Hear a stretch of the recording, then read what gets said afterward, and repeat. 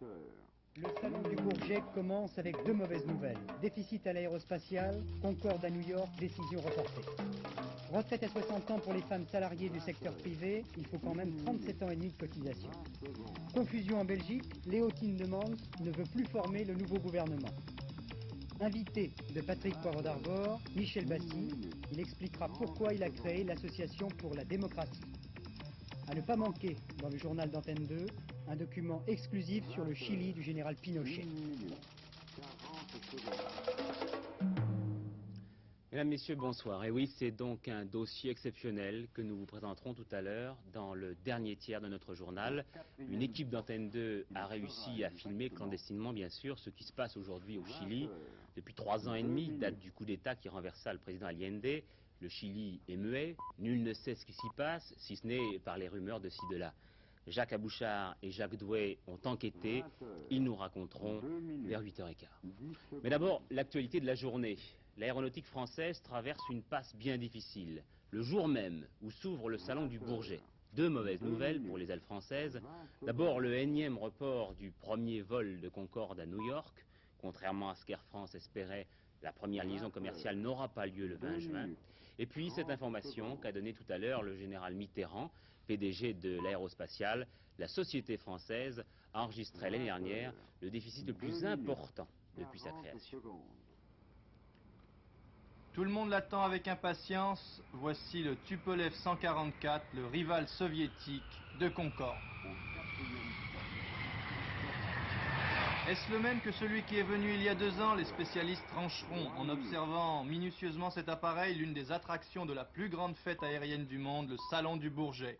Des nouveautés, eh bien on peut en voir déjà quelques-unes, comme cet Airbus soviétique, la veille de l'inauguration par le président de la République demain matin. Dès demain après-midi, le 32e salon ouvrira ses portes aux Parisiens, visiteurs fanatiques de l'aviation ou tout simplement aux curieux. De plus en plus, les avions exposés sont secrets. On peut les voir de l'extérieur, mais pas question pour beaucoup d'entre eux d'y pénétrer. Le secret industriel devient indispensable dans la bataille mondiale que se livrent aujourd'hui les constructeurs. Les nouveautés françaises, eh bien, elles sont rares. Voici le Mirage 2000, c'est le futur chasseur français. Ce n'est aujourd'hui qu'une maquette.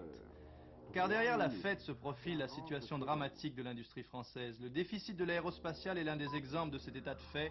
Son PDG Jacques Mitterrand l'a fait clairement remarquer ce matin. Les dirigeants de Dassault, qui abandonnent pratiquement la coopération avec les Américains, pensent eux aussi la même chose.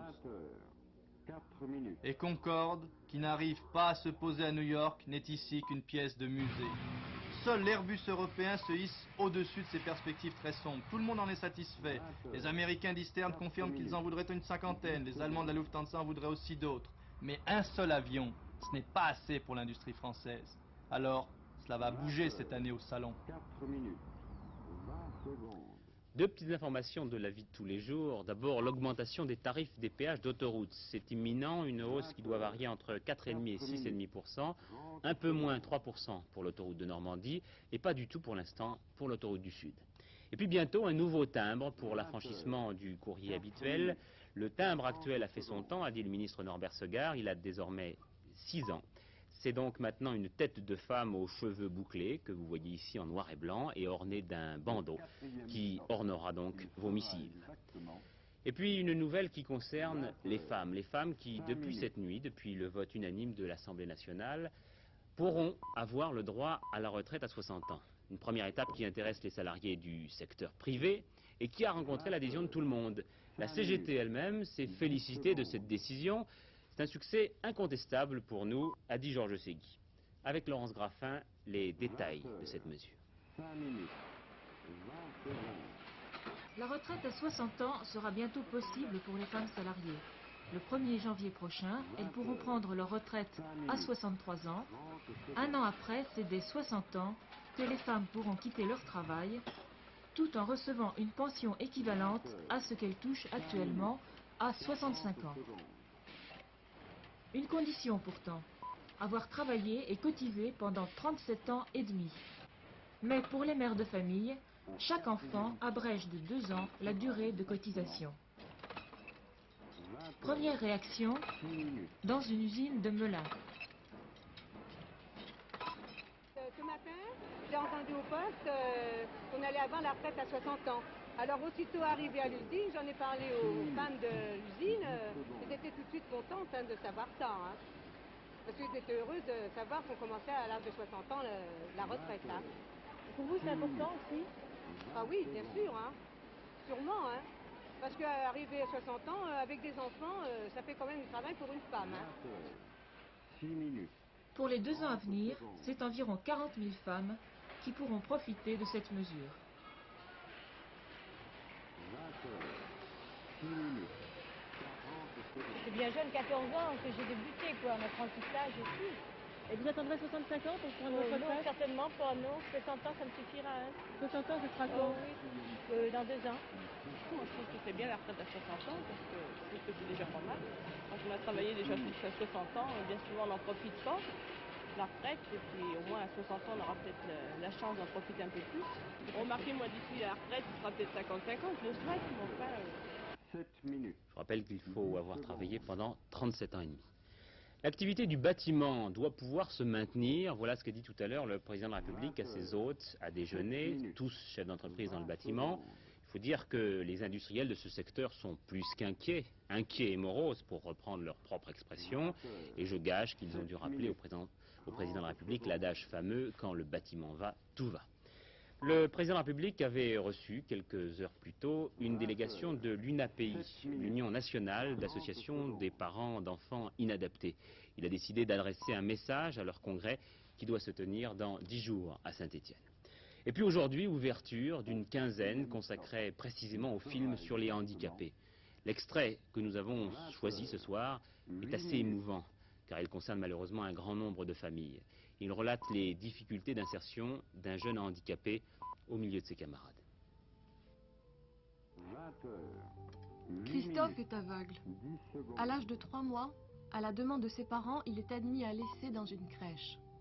Cela grâce au soutien de l'équipe du centre d'assistance éducative du tout-petit et de la compréhension des services de la protection maternelle et infantile. 20 heures. 8 minutes. 30 secondes. Mais progressivement, c'est le comportement même de Christophe qui va rendre possible son acceptation définitive dans l'établissement. 20 heures. 8 minutes. 40 secondes. On se rendra compte peu à peu qu'il est capable, comme tous ses camarades, de participer aux jeux de son âge. Il ne cesse même de surprendre son entourage. Tout le monde se demande comment il parvient à se débrouiller si bien tout seul. Exactement. En fait, on va s'apercevoir que Christophe a tout de même un léger degré de vision. Or, si on l'avait élevé dans son seul milieu familial, surprotégé par ses parents, sans doute aurait-il progressivement accentué son infirmité et serait devenu réellement aveugle. 10 secondes. Le rôle des autres, grands et petits, semble donc déterminant dans son évolution. 20 heures. Est-ce que cet enfant handicapé n'est pas plus simplement un enfant parmi les autres avec un handicap? 20 heures. 9 minutes. Christophe est depuis peu à la maternelle où il a trouvé sa place. Intégré à la crèche, à la maternelle, il aura peut-être sa place dans la société. 20 heures. 9 minutes. D'autres handicapés moteurs, mongoliens, y ont droit aussi.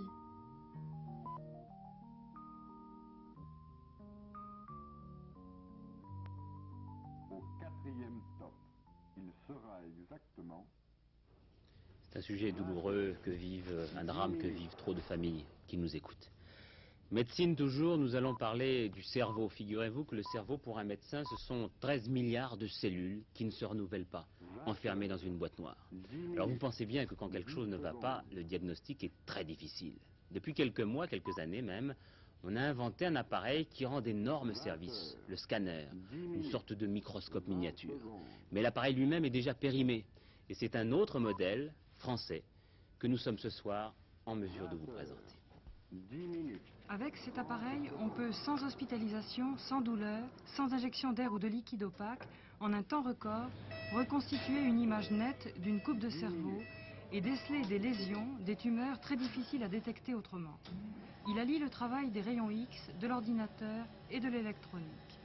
Il présente plusieurs avantages sur la très jeune génération précédente, dont une précision très accrue. Il permet de visualiser des tumeurs de la taille d'un petit pois.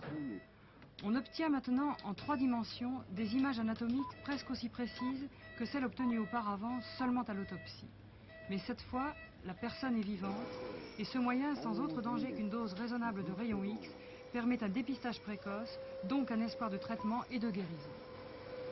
C'est un instrument précieux de diagnostic, car il permet de faire un diagnostic précoce et donc d'autoriser une thérapeutique plus efficace, car plus immédiate.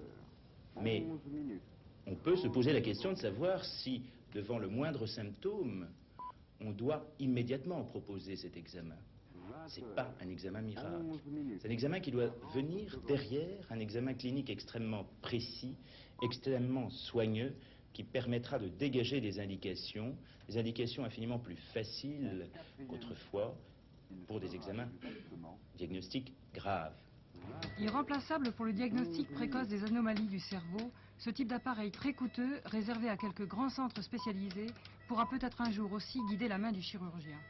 Opérer sous scanner, on imagine mal le chirurgien opérant avec cet appareil tout autour de la tête. Mais déjà, on peut faire des mesures, et c'est fait en particulier au Karolinska en Suède, déjà on peut faire des mesures très précises et donner au chirurgien ces mesures de façon qu'il puisse opérer sous stéréotaxie, c'est-à-dire qu'il puisse diriger son aiguille selon des coordonnées très précises. Des espoirs considérables, des centaines de millions de francs en jeu, une compétition économique internationale est engagée sur le marché de l'exploration du cerveau, où notre pays a sa place. La politique en quelques télégrammes, une critique de François Mitterrand dans l'unité d'aujourd'hui sur l'attitude de Louis de Guiringaud à propos de l'affaire du Polisario, un déjeuner aujourd'hui entre Raymond Barre et Jean-Jacques Servan-Schreiber, et puis la naissance d'une nouvelle association, l'association pour la démocratie, avec un animateur, Michel Bassy, qui avant-hier encore était au service de presse de l'Élysée. But de l'association, si j'ai bien lu les statuts, Michel Bassy, prendre toutes les initiatives propres à faire connaître à l'opinion publique la politique de la France. Alors ça veut dire que jusqu'alors les relations publiques du président n'étaient pas bien faites? Écoutez, je suis là pour faire naturellement la critique de personne, mais pour cette personne. Ce que je peux vous dire, c'est que je suis journaliste, vous êtes également journaliste.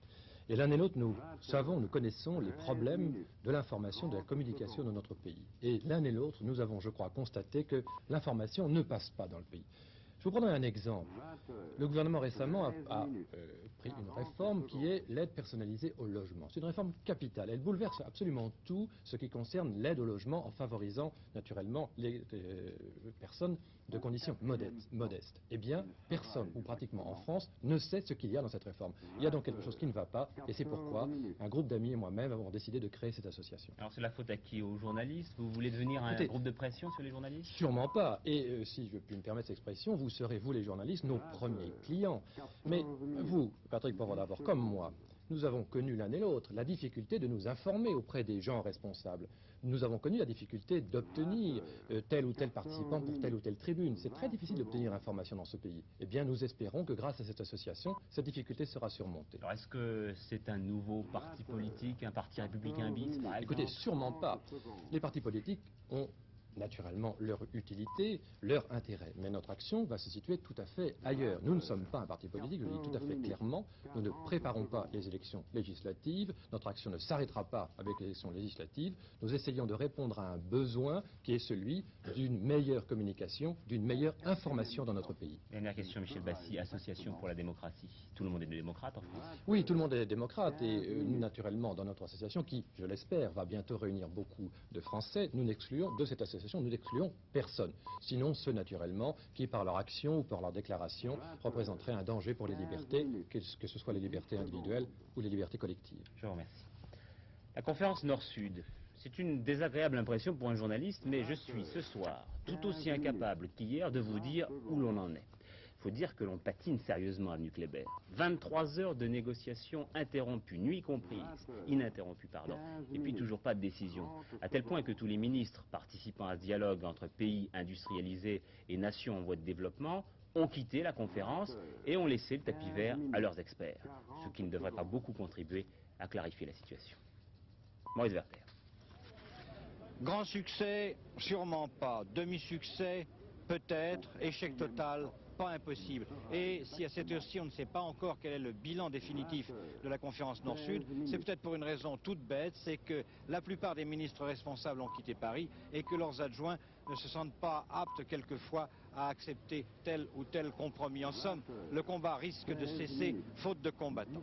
Cela dit, dans la mesure où on peut se risquer, je dis bien risquer, à un bilan, il restera quand même quelque chose de positif de cette conférence Nord-Sud. Par exemple, le fonds de stabilisation des matières premières, l'action spéciale d'1 milliard de dollars, même si les pays du tiers-monde et leurs alliés producteurs du pétrole n'acceptent pas en échange un mécanisme permanent de consultation pour la régulation des sources d'énergie.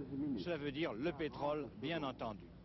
Ça ne signifie pas que la guerre du pétrole va reprendre demain, mais cela signifie que si le besoin s'en faisait sentir, il n'y aurait pas de mécanisme relativement sûr pour que l'on se consulte au lieu de s'affronter. À l'étranger encore, un attentat en Italie contre M. Montanelli, le directeur du Giornale Nuovo, un journal libéral de droite. Belgique, c'est une énorme confusion chez nos voisins belges. Il y a une demi-heure, je vous aurais dit que Léo Tindemans avait constitué un nouveau cabinet après 1 mois et demi de crise. Et voilà qu'à l'instant, on m'apprend que M. Tindemans renonce provisoirement à sa mission. Il a donc présenté à nouveau sa démission au roi de Belgique. S'agit-il d'une manœuvre? Nous le verrons dans les heures qui suivent et je pense que nous aurons des détails supplémentaires dans le dernier journal. Et puis Moscou, je crois qu'il va falloir se souvenir du nom d'Anatole Sharansky, le dernier des contestataires qui ait pu faire entendre sa voix. Il serait inculpé de haute trahison et accusé par la presse officielle d'être au service de la CIA. Il semble en réalité que l'on cherche à faire taire la voix d'un opposant au régime qui, il y a un peu plus d'1 an, dans une interview que nous avions recueillie clandestinement dans une voiture, énumérait les groupes nationaux hostiles à l'actuel régime soviétique. Combien de nationalités vont poser des problèmes à l'Union soviétique par leur désir de s'en aller? Eh bien, il y a sûrement les Juifs, sûrement les Soviétiques d'origine allemande, de nombreux Ukrainiens, sûrement les Tatars de Crimée, et même quelques Russes qui sont baptistes et qui, à cause des problèmes religieux, veulent émigrer. Sport, je ne reviens pas sur la suite des championnats de France de football hier, au cours de laquelle l'équipe en forme de cette année a facilement battu l'équipe en forme de l'année dernière, 3-0 pour Nantes face à Saint-Étienne. En revanche, il y a cette décision de plusieurs joueurs niçois de ne pas aller jouer à Bastia samedi, une décision qui va faire du bruit et qui est la conséquence des chocs plutôt rudes de ces dernières années entre les Niçois et les Corses. Cyclisme, Bernard Hinault est toujours leader du Dauphiné libéré, dont la 3e étape a été remportée aujourd'hui par le Belge Patrick Sercu. Même chose pour l'Italien Moser, qui dans le Tour d'Italie conserve toujours son maillot rose. Enfin, tennis, on connaît maintenant la liste des 4 demi-finalistes des internationaux de France à Roland-Garros. L'Australien Dent, l'Américain Gottfried, ça c'était hier, et puis cet après-midi l'Argentin Villas, facile vainqueur du Polonais Fibac, et enfin une surprise, le Mexicain Ramirez, qui a battu lui le vainqueur de l'année dernière, l'Italien Panatta. Nous en arrivons donc à notre dossier. C'est avec un peu de fierté que nous vous le présentons, car c'est d'abord la première enquête de fond réalisée par une équipe de télévision depuis la chute de Salvador Allende, et donc depuis l'arrivée au pouvoir du général Pinochet, dont on ne peut pas dire que son régime soit un modèle de démocratie. Deuxième raison de notre fierté, le reportage de Jacques Abouchard et de Jacques Douai a été réalisé dans des conditions très difficiles. Comme il est là-bas impossible pour un journaliste de travailler en toute sécurité, ils se sont donc présentés à l'aéroport comme simples touristes, avec les risques que cela comportait. Dernière précision, avant de vous laisser voir ce reportage, nous avions ce soir invité l'ambassadeur du Chili à venir s'expliquer sur son régime. Il a décliné notre invitation. Et maintenant le reportage en tête. J'ai très rarement vu, comme ici, des gens qui disent « j'aimerais mourir ».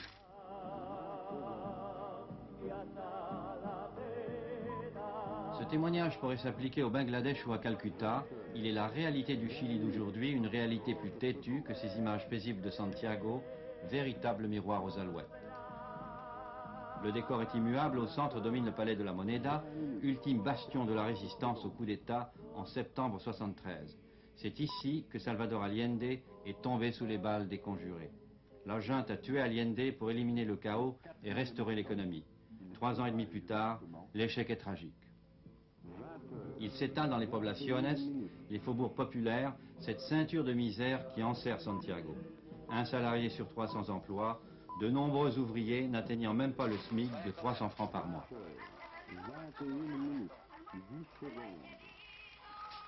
Affolée par l'ampleur de la catastrophe, l'Église a ouvert partout des soupes populaires. Plus d'1 million d'enfants, fils de chômeurs, de détenus, de disparus, y reçoivent un repas quotidien. Un repas que des adultes, parfois à bout de ressources, viennent mendier.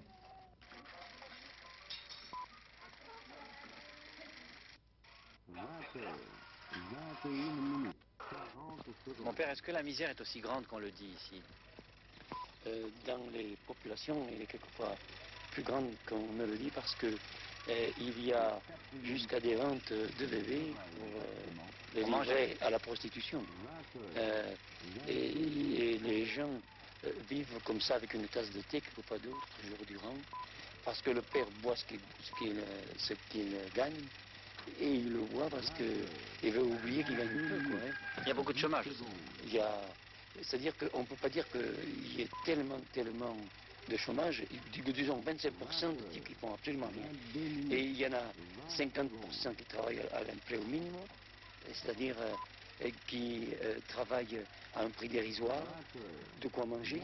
Alors quelquefois ils ne mangent pas pour boire et la famille est dans la misère. L'Église chilienne refuse de se laisser enfermer dans sa double mission apostolique et humanitaire. Elle dénonce les atteintes aux droits de l'homme, condamne la torture et presse les militaires d'en finir avec la chasse aux sorcières contre les militants de gauche et les syndicalistes.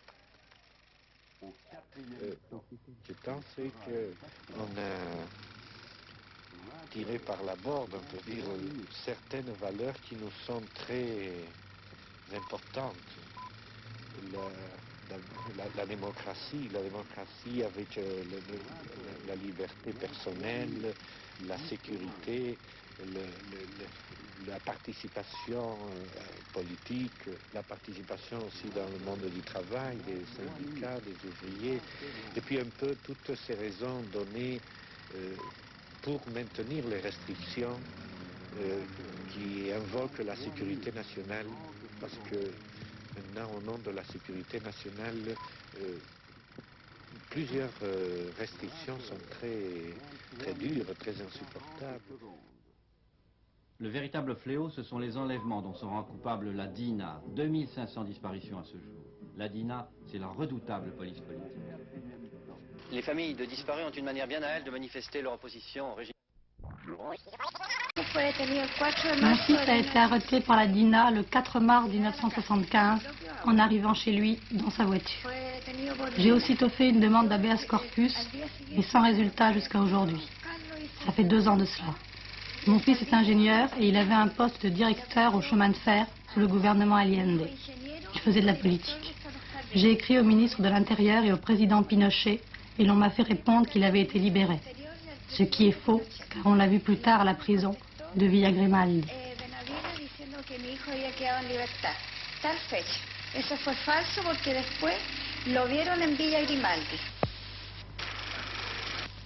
Est-ce qu'on peut parler d'un régime carrément fasciste ici?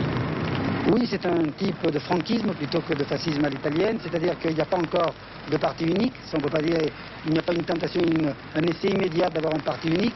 Enfin, on essaie d'encadrer quand même progressivement dans un mouvement, le mouvement d'unité nationale, les femmes, les jeunes et même les ouvriers. Il y a des syndicats, on essaie de former de nouveaux syndicats parallèles par rapport aux syndicats en essayant de débaucher des syndicalistes pour former un autre mouvement syndical. Et l'absence de liberté, la terreur ne provoque pas un sentiment d'exaspération?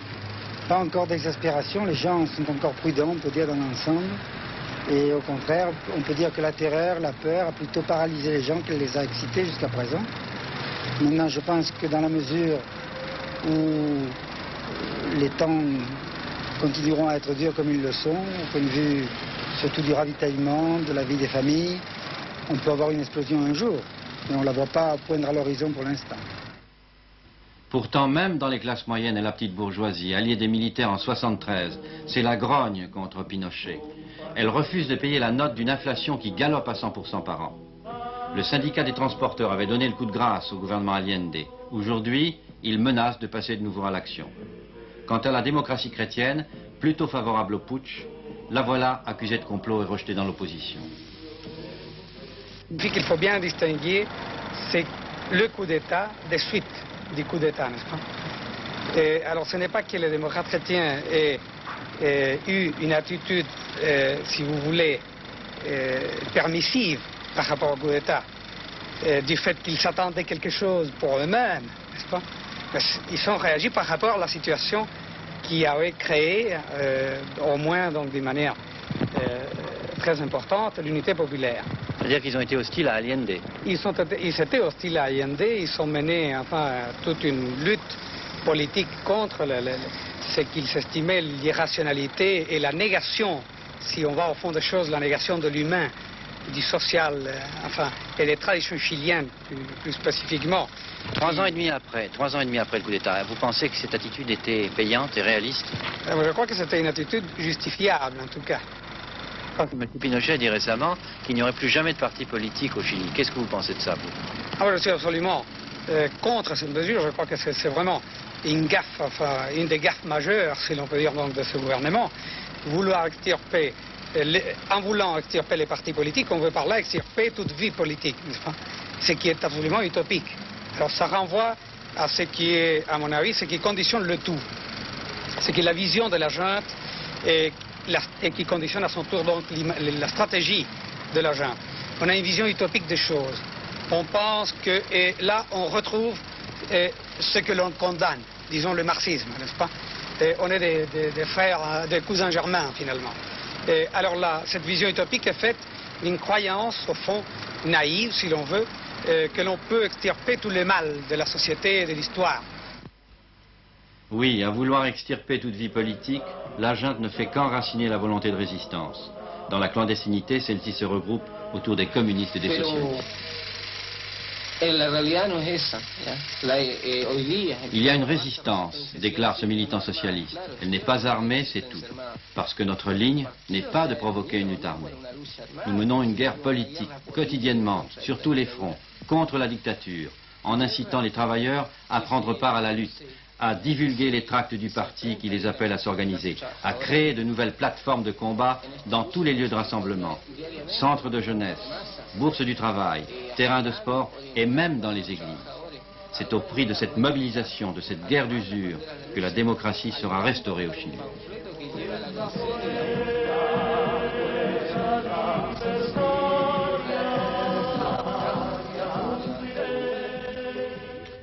Il n'est, je crois, pas souhaitable d'ajouter un mot à ce reportage de nos deux confrères. Simplement, nos excuses pour la qualité parfois défectueuse de la réception sur vos téléviseurs. Pardonnez-moi aussi pour hier, j'avais oublié la météo. Je vais me rattraper aujourd'hui en vous annonçant du beau temps sur l'ensemble du territoire, à l'exception de nuages le matin sur les régions côtières de la Manche et du Nord. Et puis sur le sud du pays, des Pyrénées aux Alpes du Sud, un temps nuageux et parfois même carrément pluvieux. 2 exceptions de poids quand même. Pour information, sachez tout de même que les Finlandais viennent de réussir à atteindre la semaine dernière la plus basse température jamais obtenue, moins 273 degrés, j'ai bien dit moins 273 degrés, record établi quand même en laboratoire. Votre prochain rendez-vous avec l'information est à 23h20 avec Gérard Holtz. Je vous retrouve demain et je vous souhaite une excellente soirée.